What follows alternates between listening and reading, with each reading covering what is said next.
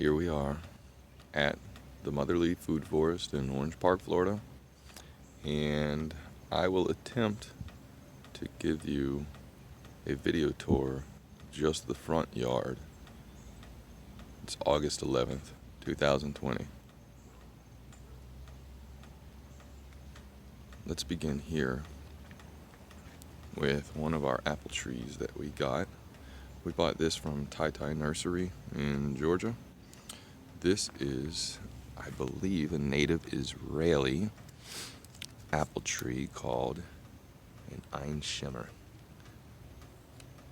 Now, everyone pushes Golden Dorset real hard in the nurseries as the one that cross-pollinates well and is meant for the Anna apple. However, the Einshimmer will also cross-pollinate with the Anna apple. The Anna apple, which we have here, growing next to our large dwarf mulberry tree. So, we decided to take a different approach with the apples. We do have a Golden Dorset next to an Anna apple in our backyard, but we'll probably get to the backyard in the next video tour because it would take me entirely too long to go through that. This plant that I'm pointing at here with the camera is what's known as lion's ear or wild Dagger. Some people may call it clip Dagger. It is used by African tribes as a substitute for marijuana. They call marijuana over there Dagger, and this is wild Dagger. It's not the same. I've already tried it.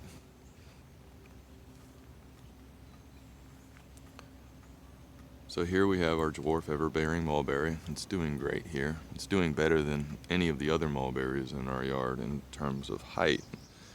So it leads me to believe that I may have a water source or reservoir of some kind underground there that it's tapped into. And what we see here is known as a Turk's cap hibiscus.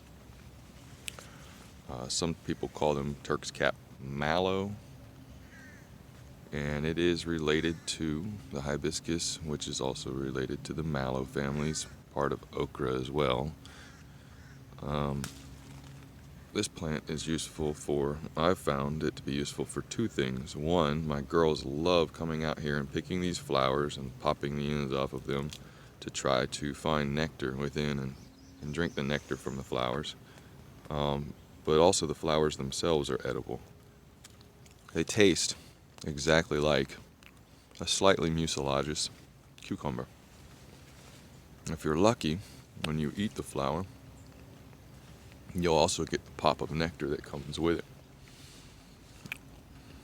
Here, next to the wild Dagger plant, is our Barbados Cherry. We have one there. This tree coming up here is a moringa. It's flowered several times, but it has never produced any pods yet, so we'll see if that ever happens. I've been told it won't in this area. We're zone 9A, by the way. Here I have what's called a sweet daddle pepper. Not as the name implies, it doesn't contain any sweetness as in sugary. It's just not hot, so it tastes like a bell pepper. Some of them have mild heat. I like the sweet daddles over most anything else because I enjoy the flavor of daddles. I do have a regular hot daddle bush in my backyard, which we'll probably show in the next video. Here, I can tell you the technical name on this one because this is a difficult one just to look up by its common name. This is Albumosius Manhot, and people call it Manhot, but there are more than one variety. I believe there are about 3 that I've seen myself. So this is one variety. You see it has red stalks. The leaves are kind of round, almost like a dinner plate. It grows like a tree. You can prune it. All of this is edible. The leaves, it tastes like a mucilaginous Spinach, it is a kind of a strong flavor, leaning more towards the green side.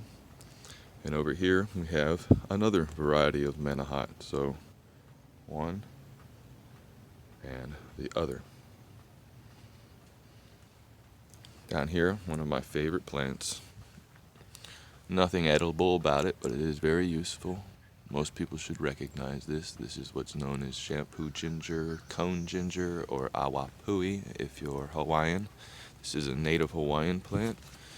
Its cones are squeezed to release a water that has a slight viscosity to it, and you can use it to literally cleanse your entire body if you so choose. Face, hands, run it through your hair. It contains natural henna in it, which is an ingredient that's used in shampoos.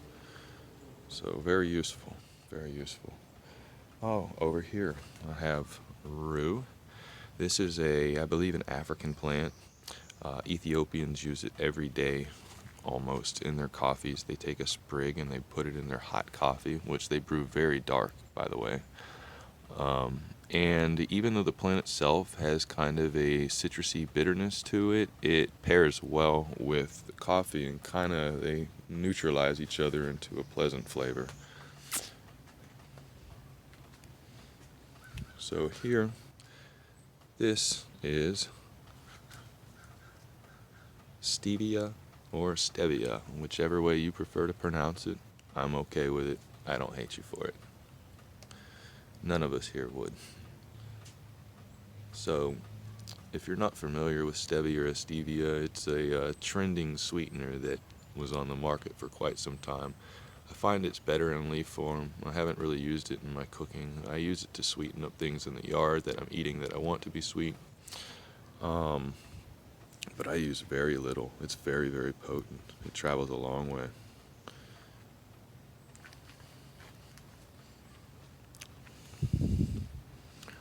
A little compost garbage can. We drill holes all throughout it so that way it won't turn anaerobic. Here I have a fig. This is what's known as the long neck yellow fig. I have 2 of them over here. I've been eyeballing on a daily, waiting for them to ripen up so that I can bring them into the family. They're not quite there yet. Real close though, maybe another 2 days or by the end of today. This here was a volunteer. This is a Yuca plant or Yucca plant, however you choose to pronounce it. Technical name I don't know, but funny story is that you do not want to get this confused with what people like to call Yuca, which they tend to spell Yucca, an entirely different plant altogether, also known as cassava. This is not cassava. This is a desert yucca plant. Its roots can be used for its natural saponins. In fact, it grows up with a trunk that looks like a bare root, and you can use that as well. You pound that area of the plant and it'll release saponins. Cannot eat it. Saponins taste gross and they are toxic. Here we have a pomegranate plant, or pomegranate tree. We're just kind of letting it do its thing. Seems to be doing well. I know a lot of people tend to center prune a pomegranate and only, keep it down to 3 or 4 great branches and get good fruit production. But here at the Motherleaf Food Forest, we're not against that. Obviously, I've heavily pruned this Turk's cap, but we tend to want to see what happens when a plant is allowed to grow unkempt. If it starts to do poorly, or if it's not up to the standards that we prefer, then we may manage it ourselves in some way. But we like to let them go in their own natural way sometimes. Pear tree.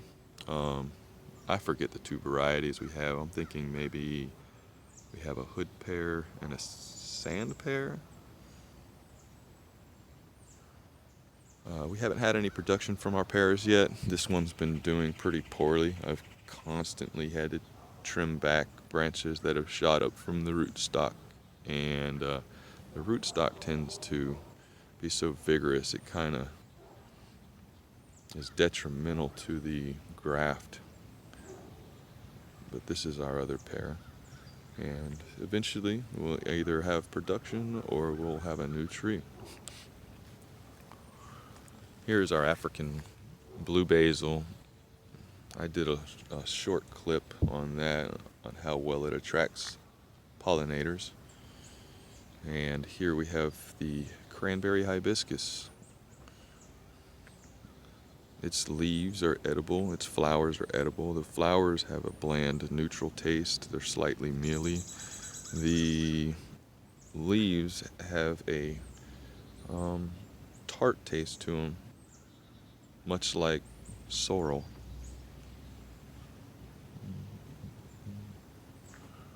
And then here we have another of our dwarf mulberries growing. And for an interesting plant here that's been covered a lot lately by some of the people that we follow is Jamaican sorrel, or roselle. It is also related to the mallow and hibiscus family, so it shares lineage with okra and the Turk's cap mallow that I showed you earlier with the cucumber tasting red flowers. So these will also get red flowers, but they're the red flowers that are very thick and tart tasting. We call them calyxes, or a calyx for singular.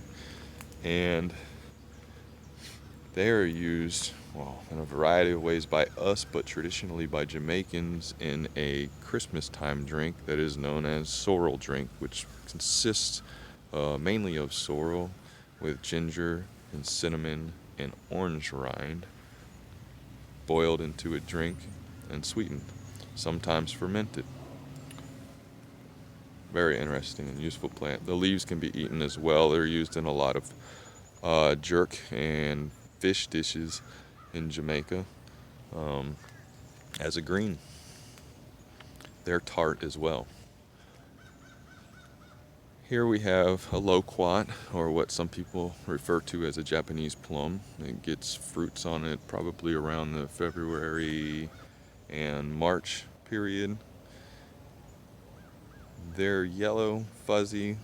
They have maybe about the size of a quarter, and they have very large seeds in them. The fruit to seed ratio is pretty disproportionate in them, but the flavor is like I would say a mix between a grape and a peach, if I were to describe it. Down here we have rosemary. We love this. Great cooking herb, but also a very healthful herb. Can be used in baths. It helps heal infections. It will help detoxify. It will help relax. It's antifungal. It's great for a lot of things. If you don't grow rosemary, you should. Longevity spinach. I don't too much enjoy eating this myself. My wife, on the other hand, she loves it, but my body system doesn't seem to handle it too well. Same with Okinawan spinach for me, which they grow similarly, so I wouldn't doubt that they're related in some way. We have turmeric growing over here. I believe this plant here we have going is the orange or yellow turmeric, and this over here is what's known as white turmeric, which is actually more yellow than orange. The large Katuk. This is the first Katuk plant that I planted. Katuk is also an amazing plant in my opinion. It is native to India, and the leaves have a great sweet and nutty flavor associated to them, as well as a slightly green spinachy flavor. But hands down, my most favorite green to munch on in the yard. It's affectionately known sometimes as the sweet leaf plant.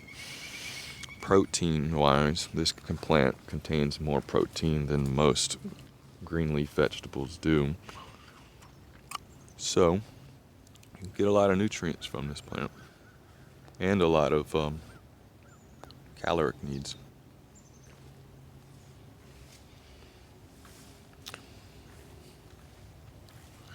Here we have a Simpsonstopper. I bought this just because I'm into weird native plants. The Simpsonstopper, I think, is supposed to be native to Florida. Most people use it as an ornamental bush, not knowing that it produces fruit like this. The fruit are edible. Truth be told, unless you like a piney sort of resinous taste that goes with fruit somehow, you would like this plant. I have plans to get rid of it. I do not like it. Cooking it does not help get rid of the taste, so trying to make a jam or a jelly out of it, it retains its flavor. If you like the flavor, great. If you don't, you're on my team. Thank you. And of course, we're over in the area of where there's passion flower wall that I built. My wife and I.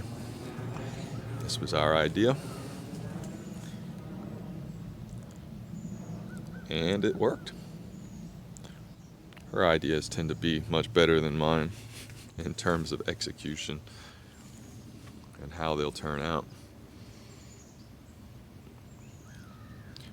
This oddly growing tree here, it'll eventually find its form, is a grapefruit tree. I forget the variety, I believe it may be a Dunstan grapefruit. Bordering our neighbor's property. We have our nice little do-it-yourself Lowe's fencing. But we created a lemongrass border. You can see it growing down here. Lemongrass is great. It smells like lemon. It has a lemony taste. It's not as sour as a lemon. So it has the limonene, I believe, or whatever the name of that essential oil is that gives things the lemon flavor. And it's used a lot in Thai and other Asian cuisines as a flavoring agent. It's not really something you eat. It's very fibrous and tough. It grows rapidly. It loves, the more sun you can throw at it, the better. So it loves sun. Great plant in a desert area. It does well without having a lot of water. So if that's an issue for you, lemongrass is an option. I use it for teas for my girls. They love the flavor of it. Sweeten it up with some honey and it's great. Again, another Katuk. That came off of our mother plant. Here we have a Guava, but I completely forget the variety on this one. I want to just say they call it a Mexican guava, but I could be completely wrong on that. So you can see that it has a pretty nice sized guava up here. Quite a few attached to it, probably 16 to 20 of them last time I counted. And this is its third year in the ground, but from this guava, you can see I have 3 trunks on it.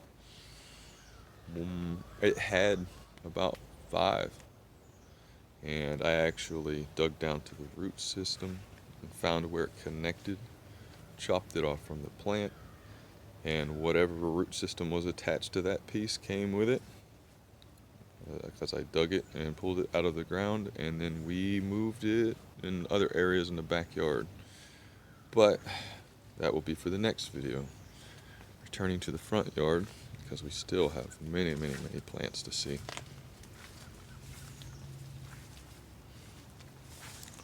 We have interspersed some wildflowers. You can see the cosmos. My wife's touch, of course, made the yard is so much more beautiful and inviting, pleasant to be in, something a man like myself would not think of. And we have sweet potatoes. I believe the sweet potatoes she planted over here would be the variety most seen in the grocery stores, the orange sweet potatoes. I have no idea of the variety, just the color. We also grow a Japanese purple sweet potato, but the flesh of the Japanese sweet potato, while tasty, is not as moist, so In terms of recipes, you're a little more limited with the Japanese sweet potato than you are with the American orange sweet potato. You can see some more cosmos growing over here.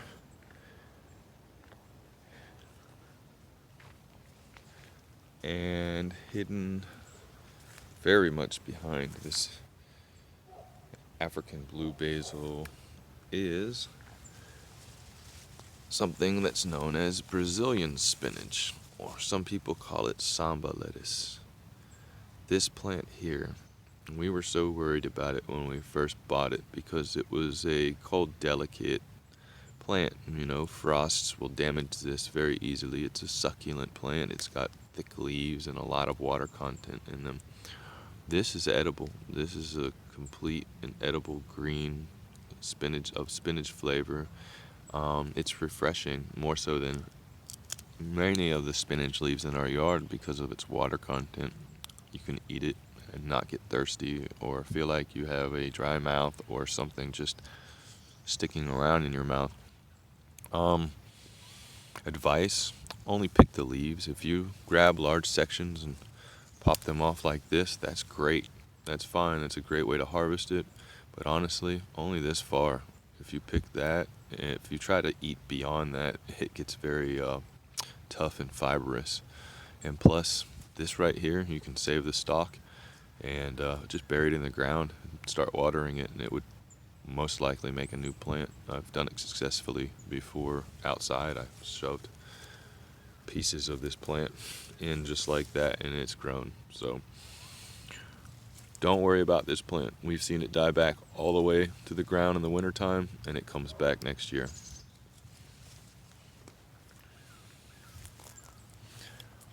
I believe we have almost reached an end, or at least a conclusion, to the front yard tour. This was in our early days before we even began the concept of a food forest. We lined our house with Mexican petunias. We've kept it that way for two reasons. It's beautiful, and you really can't get rid of these once you plant them, so be careful with that plant. I believe it belongs to the family of Ruella, so you may see it labeled in the nurseries as Ruella. Bee house and another composting trash can. Well, that concludes the video. I thank you all for listening. I hope you enjoyed. If you have any questions or comments, please leave them.